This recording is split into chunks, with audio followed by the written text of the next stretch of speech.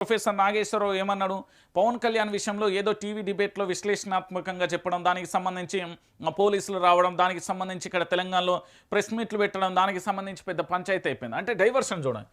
ఈ మంగ్లీకా నుండి బండి భగీరథ నుండి పవన్ కళ్యాణ్ నుండి ఎన్టీఆర్ నుండి ఇప్పుడు బాలకృష్ణ.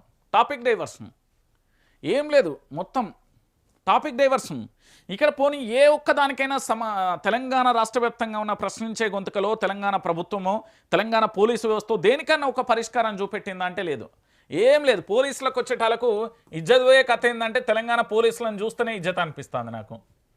నోటీసులు ఇచ్చిల్లండి. ఈ మంగ్లీకి సంబంధించిన కేసు విచారణ చేయమంటే దీనికి సంబంధించిన తంబ్లైన్లు కానీ ఫోటోలు వాడినందుకు నోటీసులు పంపిస్తే తెలంగాణ పోలీసులు నోటీసులు ఇచ్చారు.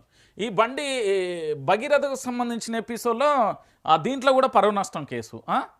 దాంతోపాటుగా ఇప్పుడు ఇగో ఈ పవన్ కళ్యాణ్కి సంబంధించిన ఎపిసోడ్లో కూడా కేసును రేపో మాపో ఎన్టీఆర్కు సంబంధించి కూడా వస్తాయి. తెలంగాణ పోలీస్ మీ అందరికీ తెలుసు కదా, గిట్లనే ఉంటుంది మా దగ్గర. పేరుకేమో భారత రాజ్యాంగం, నడిచేదేమో ప్రజాస్వామ్యం అంటారు. దేనికి ఇక్కడ ఎవ్వరికీ న్యాయం లేదు. ఎంత ఘోరమైన విషయం అంటే అంత టాపిక్ డైవర్షన్. మంగ్లీ కేసు విచారణ చేసి బాధితులకు న్యాయం చేసేలా లేదు. ఈ బండి భగీరథ అంటే ఆల్రెడీ రిమాండ్లో ఉన్నాడు. ఈయనకు సంబంధించిన కేసు నడుస్తుంది. అది ఒత్తిళ్ళ ప్రలోభాల అది వాట్ ఎవర్ మేబీ ఏదన్నా కానివ్వండి, కానీ ఈయన జైలుకి వెళ్ళిపోయాడు. పవన్ కళ్యాణ్కు సంబంధించిన ప్రొఫెసర్ నాగేశ్వరరావు ఇష్యూలో తెలంగాణ ఆంధ్ర సెంటిమెంట్ రగిలిపోయింది.